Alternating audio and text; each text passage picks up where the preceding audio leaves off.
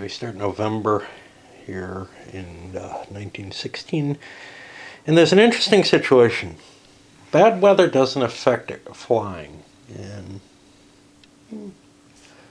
I think that actually makes sense because there were significant air operations going on during the winter, for example. So, that puts the Germans in an interesting position where they could attack these Nieuport 17s that are flipped. Now, if you attack a flipped plane, it doesn't immediately run away. I think it still has, it's still a full strength unit, but the shooter gets a bonus trying to hit the weakened unit. So I'd have a slight advantage there. The problem is, there's these Nieuport 11s that could gang up on me. And I would kind of like to run away. And I'm getting myself out of range of this. Now, the Germans have a little bit of a problem here, and I don't have a whole lot of replacement points. Luckily for me, the French have absolutely none left either. By not a whole lot, I mean zero.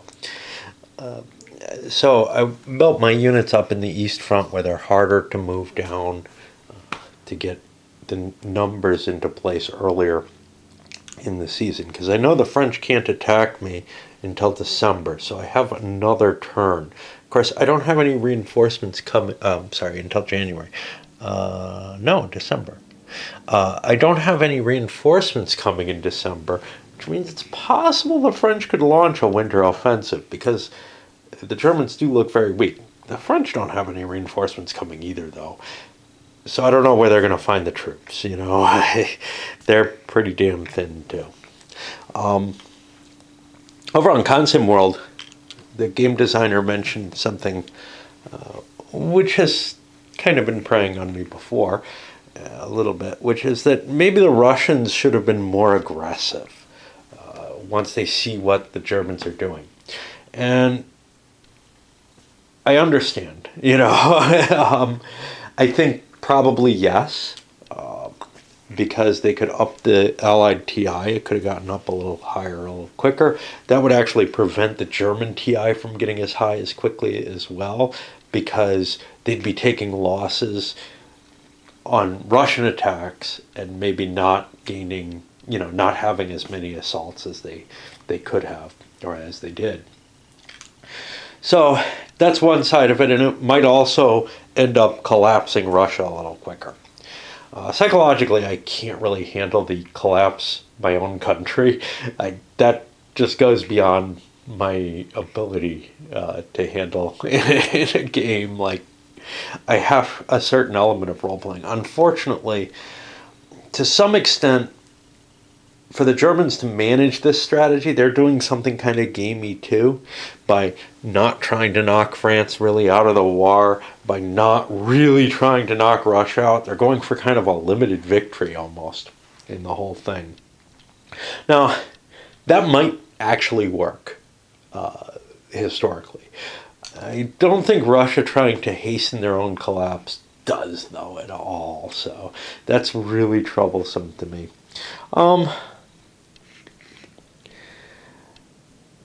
From another standpoint, until very recently this year, the Entente was not doing that badly. The TI has been the big effect, I think. But the Entente has looked like they could hold out with Russia. They could hold on to their victory point spaces. Now that's beginning to look a little bit more questionable.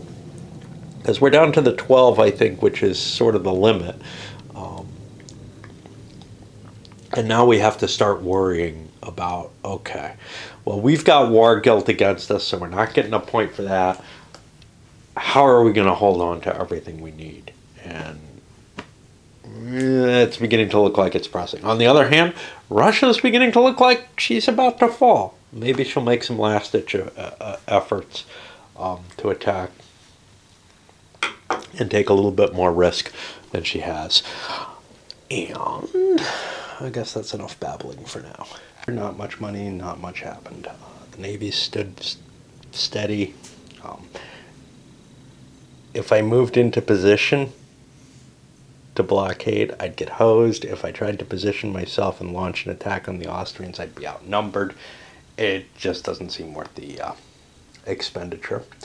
Over here on the Russian front, well, German troops streaming into place, getting into position, and doesn't look too promising, but because the Russians are going to take a large hit in their economic capabilities here. We should probably grab this back.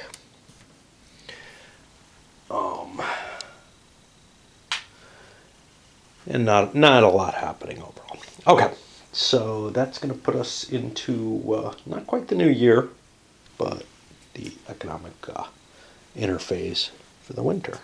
You can see the German economy not harmed too much, no further actually. They're almost at the point where they're gaining yet another point for their Russian conquests, which is very appealing to me. Everyone else starting to take demoralization, Austria, Italy, the losses from there, but Russia's is the biggest. They took what? More than they've got left. Ouch. So, yeah. And French points aren't terribly high either. I'm not shipping points from one side to the other anymore. I thought about trying, going. I think about it in both directions, to tell you the truth. The Italians are the ones who could probably most afford to give up money. So maybe I should see. But they, in a sense, they're the ones who have the most capability to gain because there's like very little in their way. But I just don't see them being successful. So if I give a couple points to Russia, and I can do that by shipping it through France and through that unmined Danish Strait, I think overall that's for the best. I feel like I've had enough points for the Italians that I've been doing more attacks than I need to. I've got them tied down pretty heavily. I do need to buy more forces. I do need to leave some points for a potential attack later. But getting some money to the Russians seems like an important task. We got lots of new units, and I noticed I didn't build last turn or last season. I had French siege guns, probably because I've got them kind of not associated with the ones there, but maybe because I just didn't want to spend that far down at any point. But yeah, I should be getting them. The Germans are going to get Richthofen. We got the outstanding Neville here, along with the Albatrosses, which should definitely turn the air war in the German favor. And I might dispatch the Eindecker out towards the East Front, unless I think I can get total superiority.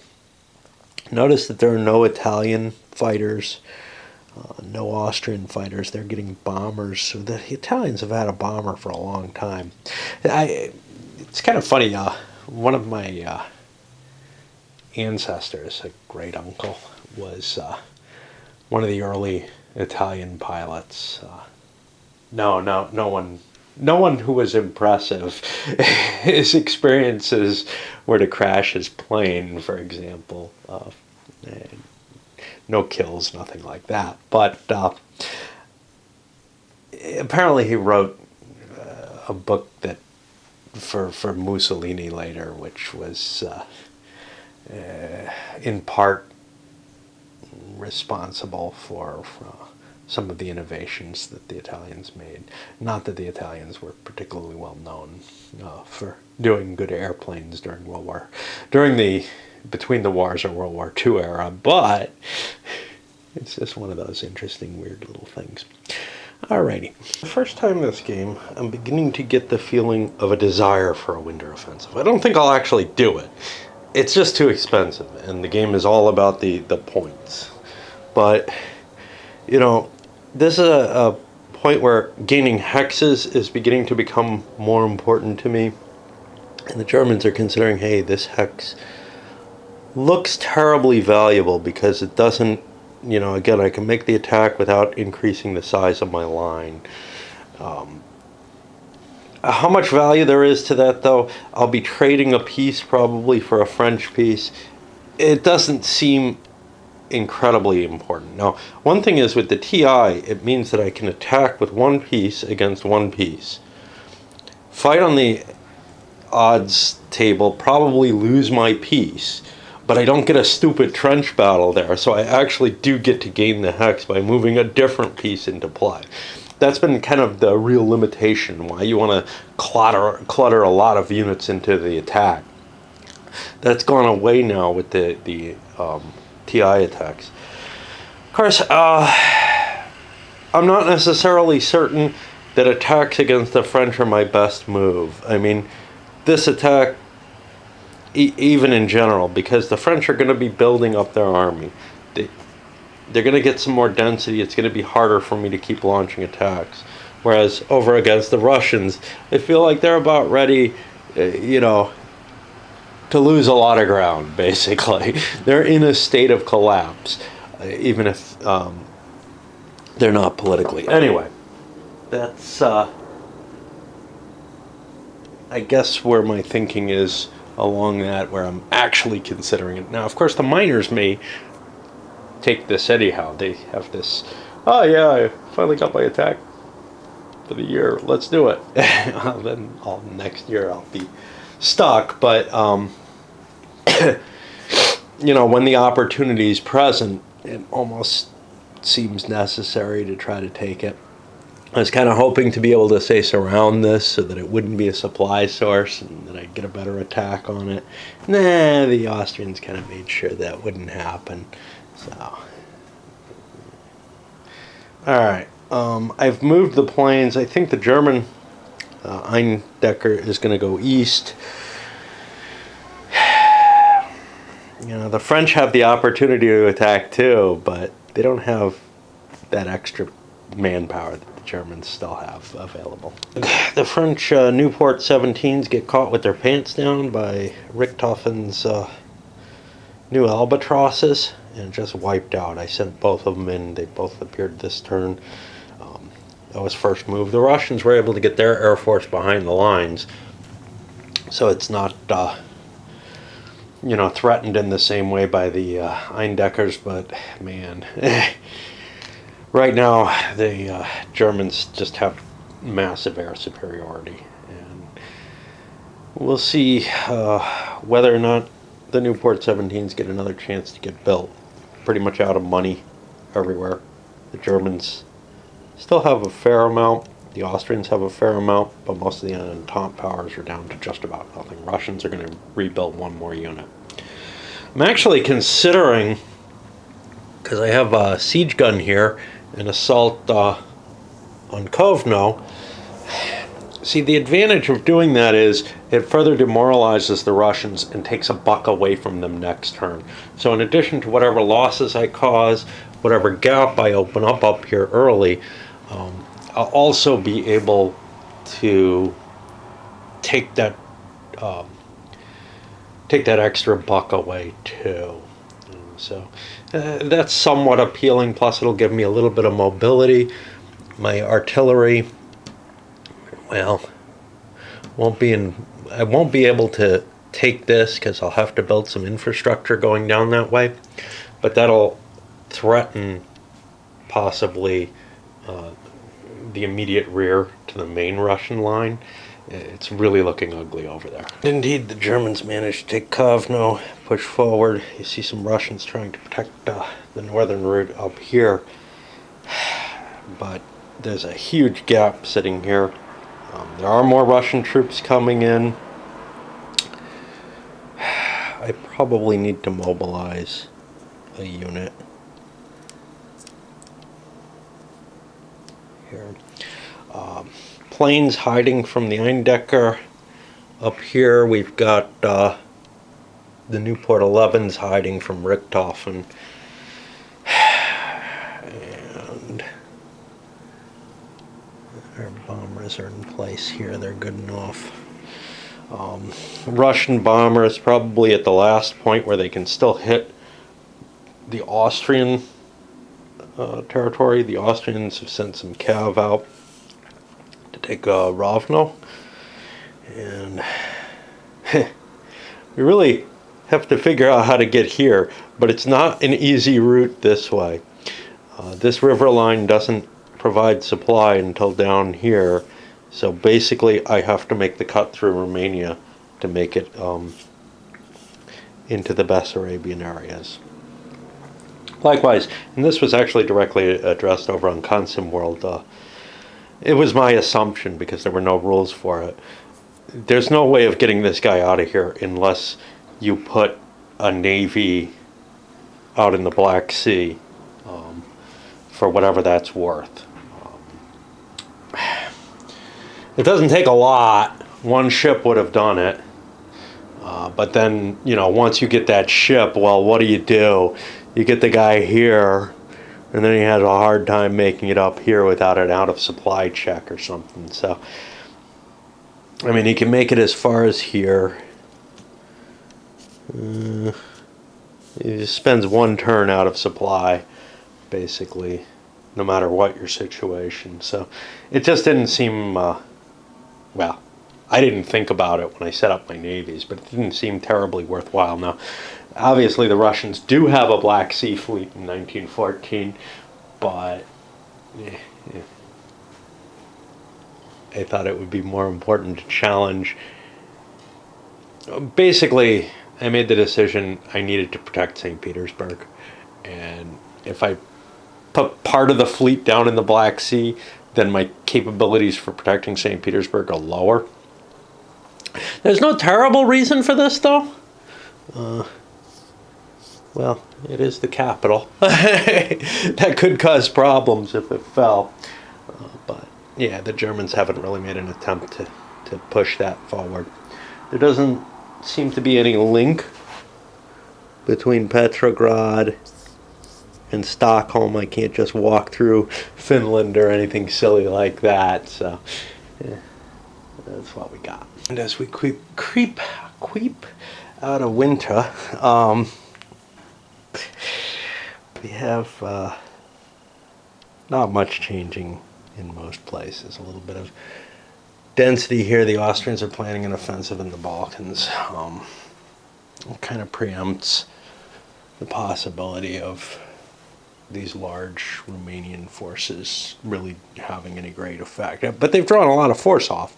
That's force that could have been used here on the Russian front, for example, or on the Italian front, for whatever that matters.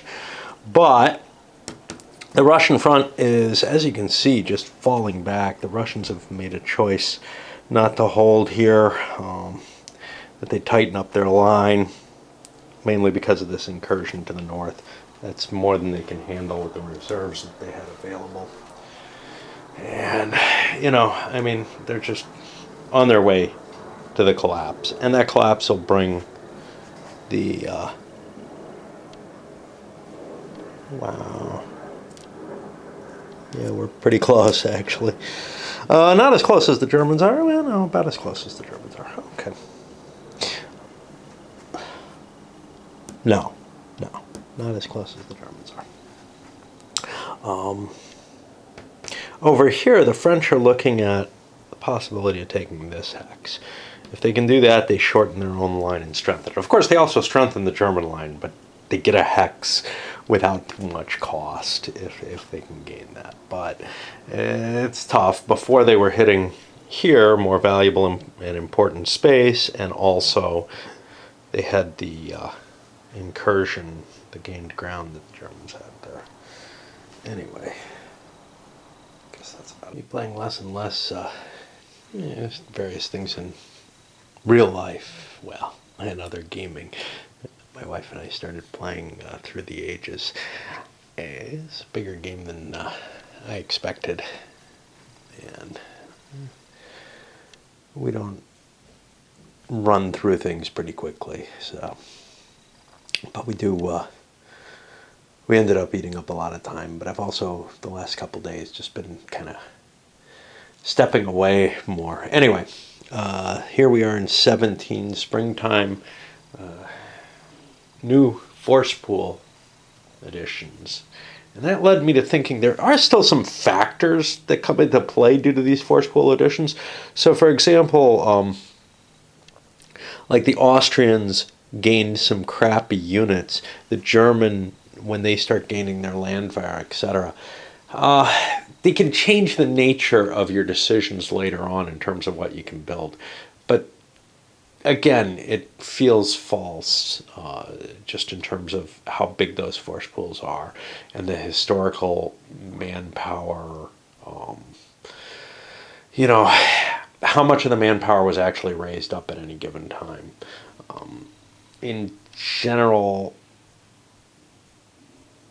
it just doesn't, it doesn't have the right feel in terms of, if these represent the manpower limits, they aren't reasonable, right? But also, when you look at the scenarios, they have lots more troops on them. So either I'm far bloodier. Anyway, we've been into that again and again. The bombers did nothing again. Oh, actually, not quite. I think the Italians managed to hit an Austrian point, or maybe the Russians did. More fortifications ripped up. You can see the Austrians are actually permanently destroying fortresses in order to grab a little extra points. It's just, the Russians aren't going to be coming back. Not unless the game's been lost. The French started destroying their ships or ripping their ships apart for additional armaments. Again, it's just trying to eke out every last little point that we can get for the land war, because the French have decided the attempts at blockading just are not working. The Germans can always dispatch another couple ships to go deal with whatever the French put out there. Worst case scenario, we could even send a battleship out, right? And the French just don't have the navy. The Russians continue to decreasing their fleet as well. There was something else about the points here that I wanted to talk about, but I can't think of what it was. Demoralization effects coming into play, obviously, still. Nothing too different. Just me dragging my feet about playing. March, the troops were laid down. The German battlecruiser fleet is heading back out to Germany. Looks like, with some Greek reinforcements, which I don't know if they're legal or not, to tell you the truth, that I slapped down here. But all they had were ships to build at this point. They were able to, and the fact that the French are dismantling their navy, etc., say, hey, there's no real worry anymore. We can work our way back. And that gives me a flexibility so I can send raiders back out in case the Brits come. Swedes sailed their troops into place. Planes, there's always this little game of chicken with the planes. And in this case, it revolved around the Nieuport 11s, trying to stay away from Richthofen. Unfortunately, the Central Powers had more planes total to play with, so the French were not able to commit their planes someplace where they knew they were safe. But that brings us to an attack that Falkenhayn made here as the first attack of the season. And this was a situation where he gave up 2 units, a bad roll, but TI was in effect, so he was able to take a 1-unit hex, essentially, because there's not going to be a trench marker here, so a unit that was here moved in instead. But I took both units as a loss instead of taking an attrition result, because I'm getting damn close to problems on the attrition results. Anyway, just something worth, that struck me, at least after not playing for a little while, is kind of a cool situation where you have these tough choices, On a 1 or a 2, I lose a morale point, and I just can't afford to lose them, because chances are they're going to just be generated. This was a rough attack. It could have generated a worse chance anyhow. Guys bring new ideas, right? Here, I've collected up for a single attack. Now, it doesn't really matter. Well, it matters if it's TI or not, because if it's TI, there'll be no reinforcements in here. And I've got 6 units attacking across here, which will give me an additional +1. It's eking out every little +1 on this chart, because the chart can be kind of dramatic at certain ends. So I've got a 3-point unit in there, and the French have a 3-point unit. We'll pay for the attack, and first check. Okay, we're good. Which means we're attacking, unfortunately, across the river.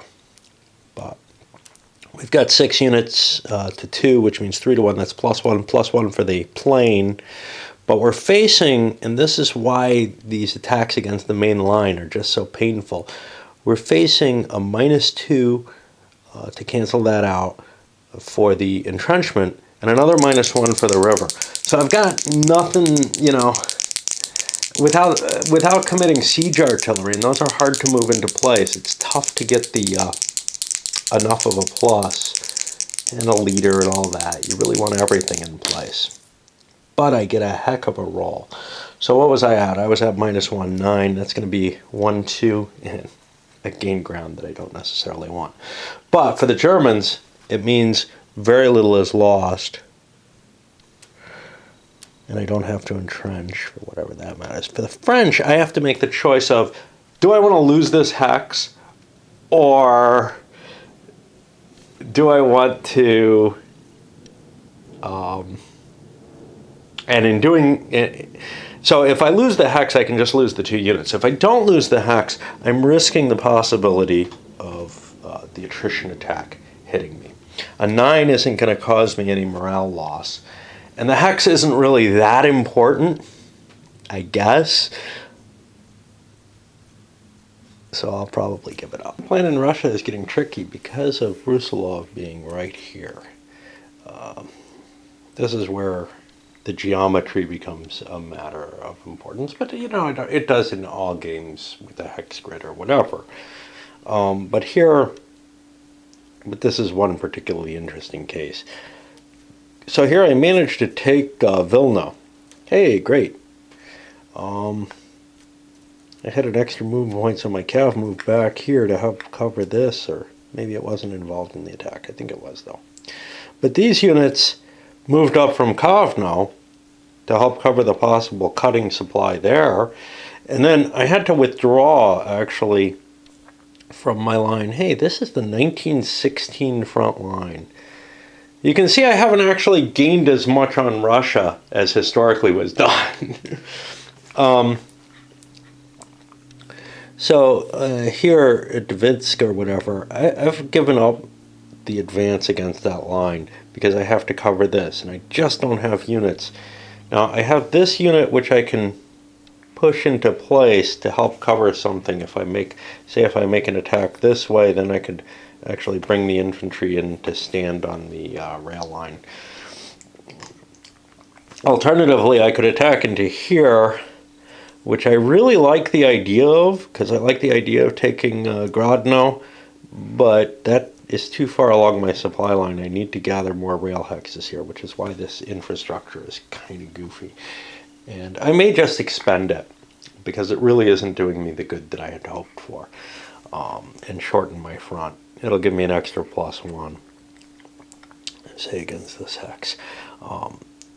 But yeah, I've got this kind of tough choice of, do I want to launch attacks here where I kind of didn't want to, but just to provide some support to here, because that Brusilov placement is really kind of threatening to an advance that's otherwise unblocked. Now, that's why I was sent there, you know. I mean, it's much less than like defending the line across the rail lines, but it's having some of the same effect in terms of slowing the Germans down. At the end of this, we see Lutsk, and has fallen, cracks in the line again. You know, Russia just can't hold. That's this threat is neat. It may have forced Germany to spend more effort against the Russians.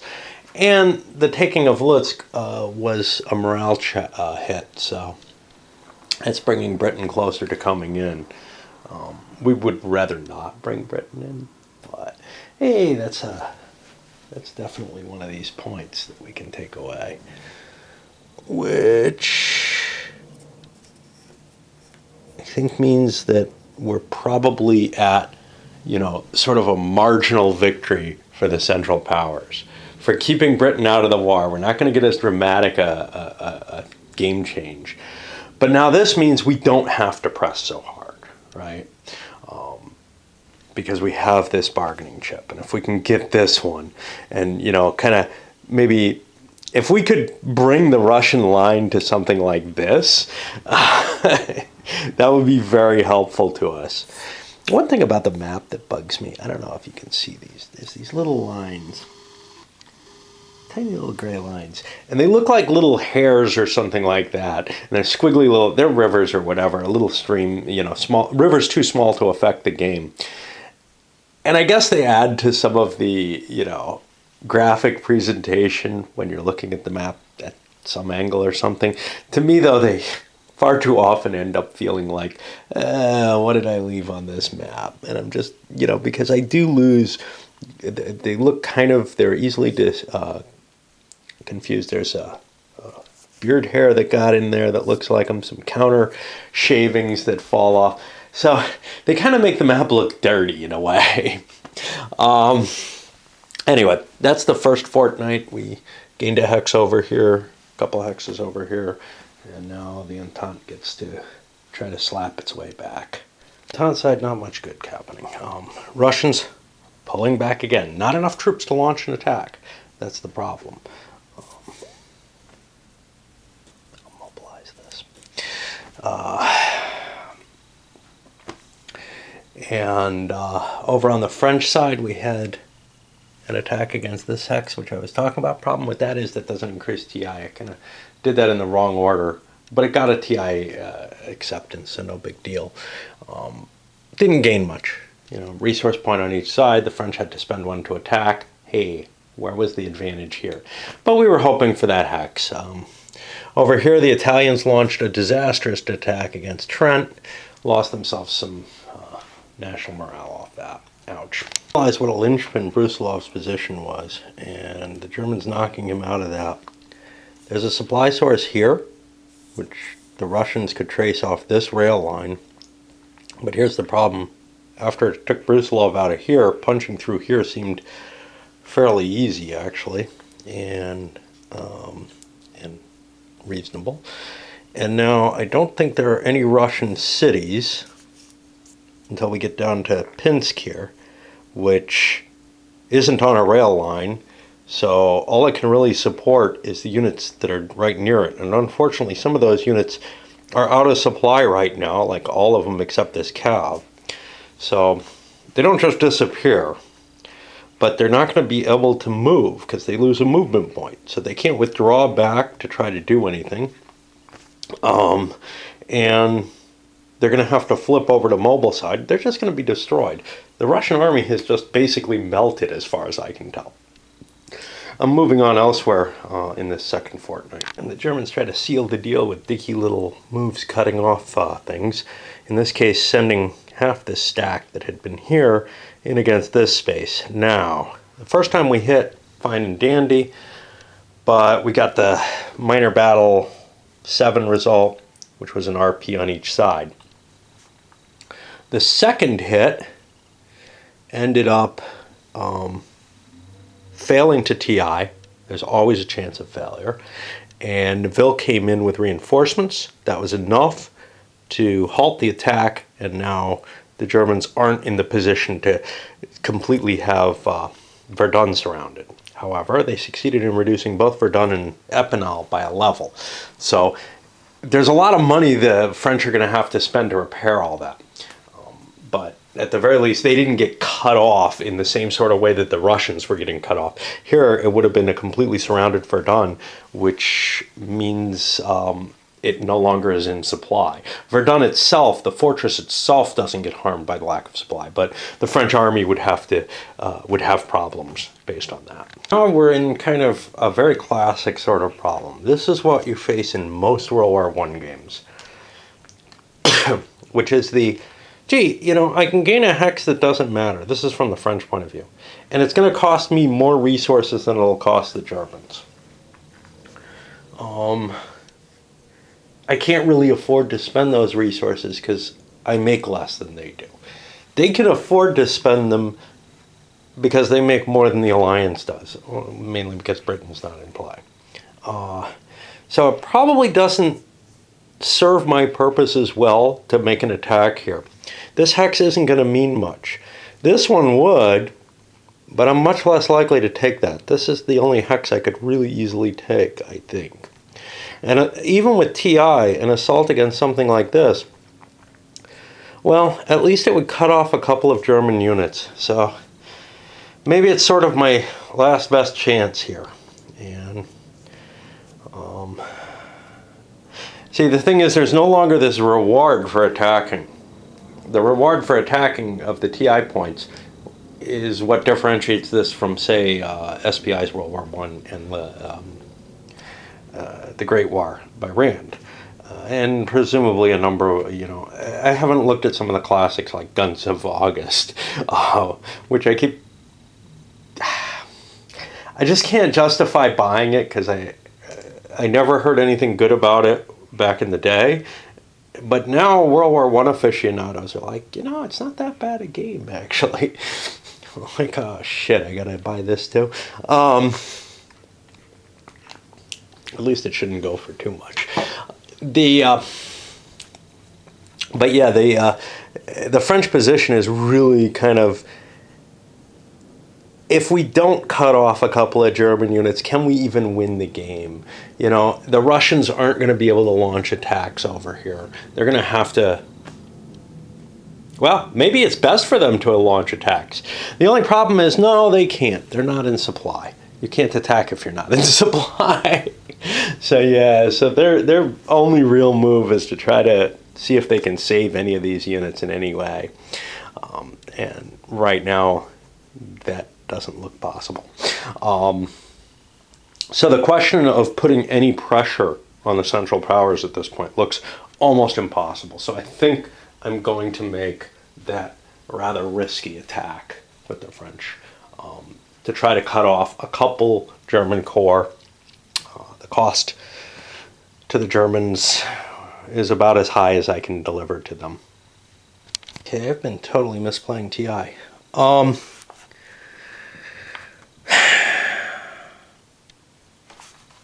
You just roll once. Once you succeed, you've got it for every attack. So, you know, I've had dramatic failures stop attacks. That's been a mistake. Oops. I kind of like the dramatic failures aspect, which is to say that sometimes they wouldn't work, but, well, largely it does make sense.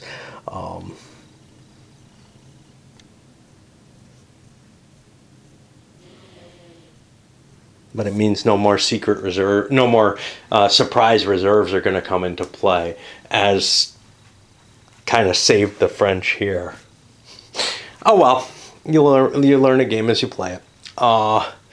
So yeah, we're going to assume that all attacks from now on are TI capable, actually.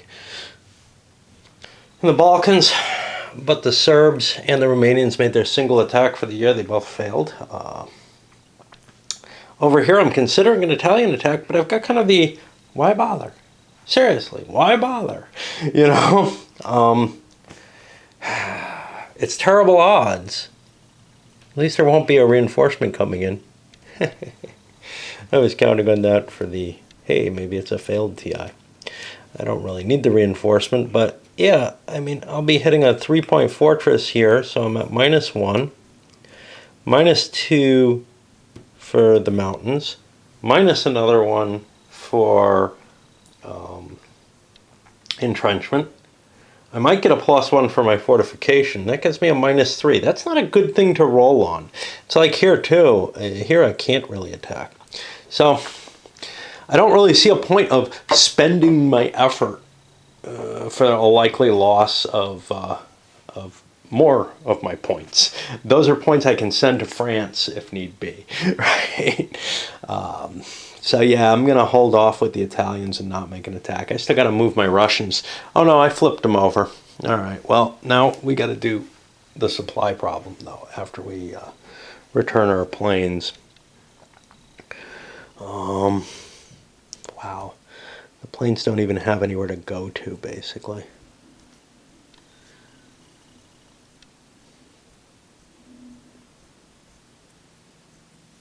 Trying to find a hex here. That means he's not going to be able to fly. He can rebase at the end of the turn or something. I don't know. And same with this. We got to get him out of there. Again, won't be able to fly. German planes. Oh, no. Can't get that far. I'm not quite sure what to do with it, you know. The bomber's fine where it is. The Eindecker here is fine. Elsewhere, the German planes are based fine. I really don't know. We're out of range of the German planes, so we're as good as we can be, I guess. And now we start making supply checks for everything that's out of supply. It starts with this guy, and he's probably doomed. Yep. He'll be coming in a year. Those are fine. The infantry there is okay. This guy's dead. This guy's dead. I think that's it, because this guy's okay. Yeah, this is not good. Like I said, the Russian army pretty much just dissolved. And I don't think we have any problems over here, because the French failed to cut this line.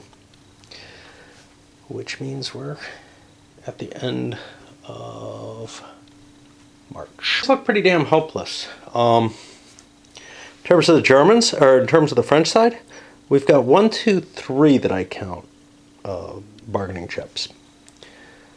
The next over here, 4, 5. That's Bulgarian. 6. I don't know where I got my count from before. 7. And that's all I get here is 7, maybe 8. I thought I had 8. 3 for France. 4, 5. 6. This fell. 7 for Russia. Okay, so we're at 7. The 3 here is maybe what I was counting. Those count along with the African ones. Every 6 of them is worth 1. So I've got 3 down here and then 2 here. That's not worth enough. So I'm actually at 7 bargaining chip now. And the Germans don't have to do a single thing any longer. They could just hold their line. Now, if they take more Russian territory, they do threaten to knock the Russians out of the war. The Russians aren't too far away from that. Alternatively, if the Russians continue, try to launch some sort of attack and fail, they might get themselves knocked into a revolt. But it's probably too late for the Brits to come in. I'm very tempted at this point to kind of call the game, especially in light, the TI thing was kind of weird. I kind of liked the way it played out, but I'm fine doing it as it's written, and I don't think there's too big a loss to the failures that we had in terms of getting TI available mainly, if anything, does hurt the Central Powers. But it's really hard for me to see a way to even bring Britain into the game. And if they're brought in, to contain the Central Powers who've gotten this deep into Russia, who have a fairly good foothold in France. Not as good as historically, but Britain doesn't bring a lot of points with it, right? It brings the possibility of the Ottomans coming into the game. Well, the necessity of the Ottomans coming into the game, which we may not really want. It brings the Japanese in, who can take, I think this counts as a bargaining chip. And I don't know if it's a real one, or I think it is a real one as opposed to an Ottoman African one, but that's not clear from the victory conditions that I looked at here. I don't know. We'll give it some more thought before we decide, but oh, wait. So the possibility of a revolution is there, but we're here in 1917, and it's just yeah, the Tsingato is also divided by 6. So we're not going to see a huge swing in points going over to the Entente, even by the entry. You know, if the Ottomans enter, if the Brits enter, the Ottomans enter, there aren't all that many additional points here. I just don't see an easy way of knocking the Germans back until and unless there's a revolution. And that's really the big key here. Is the only way to stop this, I think, is to knock the Germans into political crisis and a possible revolution. And if that happens, they become much, much less capable of defending themselves. And with the TI, everything could collapse. So I guess we should just keep going. The economic factor of the war, the French got themselves a tank. Ooh, nothing special about that. That's just a 3-point attack unit and 1 point on defense, which is pretty crappy in a sense. The thing is, they're cheap. They only cost 1 point to build, so they're kind of cool, and they count as a whole corps. So I think they count against your ability to build 3-point corps, though. But the French building their static forts up that they lost. Well, are there mobile forts? Yeah, that's it. At Verdun and Epinal, the losses, the damage that they took to those forts, well, that's cleared out their money. They don't have any more money for assaults or for additional troops, which is going to be kind of a problem because they actually have kind of an assault-capable army now with that tank, some artillery, etc. But they don't have the money to fund it. The Italians are in hell, just in terms of the terrain that they have to fight their way through. They're building more units, as are the Russians, with kind of the intention of, well, let's see what we can defend, what we can scrape together, and if we can manage some sort of offensive to try to regain some territory. But overall, we're in a lot of trouble with losing most of Russia on the map. Of course, historically, they lost most of Russia that's on the map. So in and of itself, I don't know how big a deal that is. The big question is, can Germany be collapsed? And the only real way of doing that is through offensives from other powers. And, well, the French don't have the points. The Italians here are facing Austria primarily. And so it's kind of up to the Russians to see if they can maybe, move this another space. Germany has no points either, actually. They have enough money for one more attack. Much of anything's happening on any other fronts. The Italians are repositioning to make an assault on Trent. Austrians pulling troops down for their Balkan front. the Russians withdrawing and the Germans chasing and Austrians chasing them. We've succeeded in 2 siege attacks, one on each. Pity we couldn't get 2 on one of them, one on each of the fortresses. So the French are, at some risk now because they have no money to repair them. So, but no more attacks this turn. But there will be attacks possible coming here in May. But the interesting thing here was the Russian situation. The Germans had to build this line up to prevent the Russians from just moving a unit in here. But moving a unit in there may or may not be good enough. If the Russians move up to here to attack to cut the line, this unit's out of supply and they can't attack any longer. They need some infrastructure to attack. I don't have a route to cut their line, because even if I ended up out of supply here with the cut, I could then make another attack against unsupplied German units. The other thing is, the Russians are very unlikely to suffer, well, impossible pretty much, to suffer any more morale losses from attacks that they make. Just because the German army is spread out so thin and there aren't 2 Russian units in any space. So I have a really hard time finding a position from which I can actually launch an attack. If I can get this city, well, then that kind of cuts this potential, the line down to here. And that looks like the Germans have left themselves in the open there. So we'll cut them off here. I'm not sure why I stuck around there. I guess I thought these guys were going to protect it, but they didn't get far enough to defend the line here. They got far enough that I sent the siege artillery up to go take Grodno out. And now, looking at the hexes, which are really hard to see in this game, I can't stay in supply and get near Vilna. So I'm just going to move 1 more hex. That's a really unpleasant place to be. These guys, on the other hand, might be able to help me. Hold on.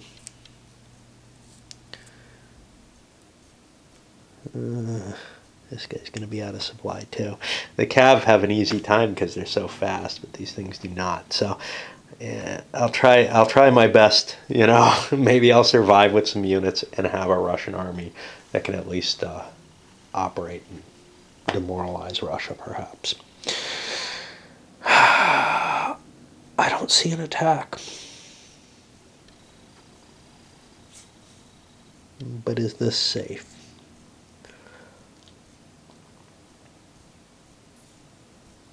Doesn't look like it's easy to attack by the Germans. So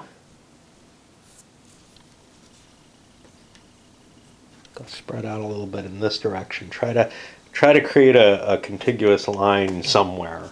I don't know why. Got it down to only 1 Russian unit in doubt, the infantry over here. Of course, there's units that are in really questionable locations, but everything else has gotten its supply. We retook this.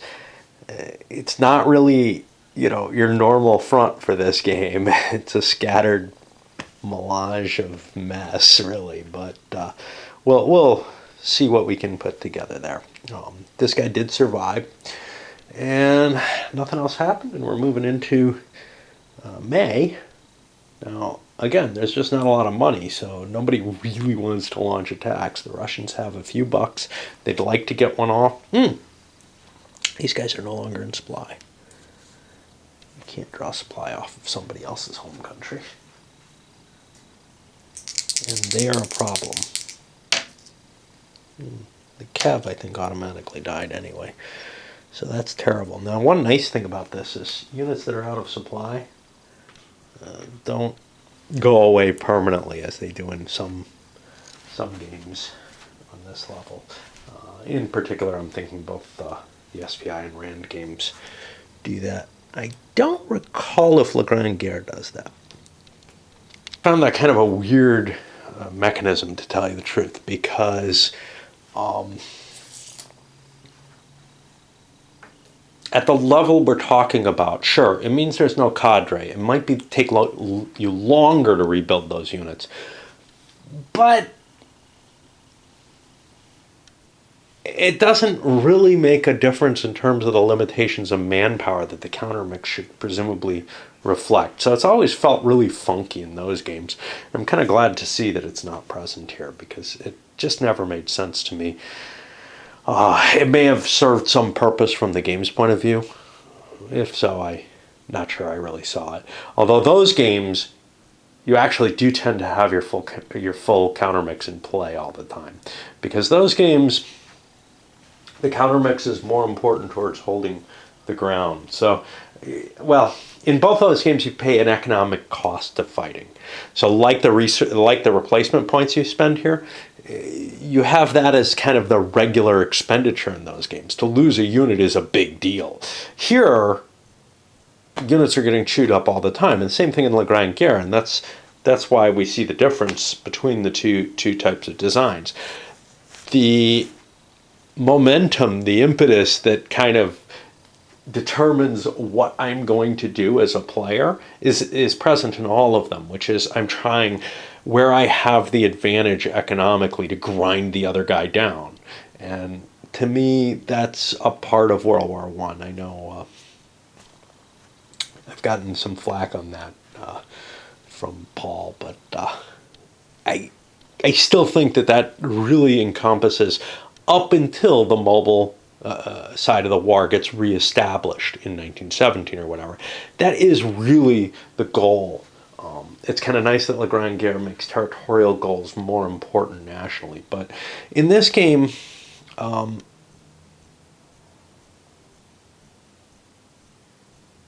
you have this ease of destroying enemy units.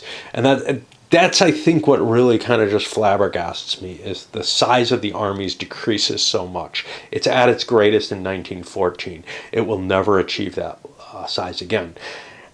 And under that principle of I'm going to grind the enemy down because I have an economic advantage. Now, if that principle isn't applicable, if I'm playing poorly in both this and La Grande Guerre because I take that economic side of the war, the Verdun theory of let's bleed the enemy white. Well, the problem is that is the only thing that kind of launches most of the attacks. Is that as a part of the calculation? Part of the calculation is, can I get to TI where I'll start being able to move forward? But if I can't get to TI, but the other guy is going to just sit there and not get to TI either, that's fine. And this is really the problem. If attacking is going to be of any value, that value starts to become so much that you will grind yourself to just about the breaking point. One side or the other will be at the breaking point. And basically, whoever's got the advantage is going to keep pushing on until such a point as that advantage doesn't seem likely anymore. Now, what I've seen here is without Britain. If Britain's on the Western Front, maybe the Germans can't really afford the attacks on the West Front. And maybe the West Front, as it does in La Grande Guerre, becomes more the offensives for the Entente. But the Central Powers is still going to make its move over in Russia. It's just they're being limited by what's going on over here instead of really gaining ground there. And, either way, one side or the other has an advantage on a particular front that they perceive and will try to demolish the other side's economic capabilities. And, if things are going well enough on the West Front, maybe the East Front starts including Russian attacks. The only thing in here that kind of mitigates that a little bit is this. Hey, it's getting too dangerous for the Germans to really make attacks. Well, Okay, so let's try to win without making attacks at that point, right? And we're in a position where we can do that. But we were in a position for a long time where we had to make attacks and we were risking every die roll that we'd move another space forward. And then what do we do when we're one space away from collapse, you know? Because that's pretty damn serious. I assume, you know, I haven't looked at it terribly, but I know that the Germans don't have anywhere near the capability that they need once they've collapsed. I think we've done enough. We can load this video up. I don't know how far we got since the last one, but April of 17.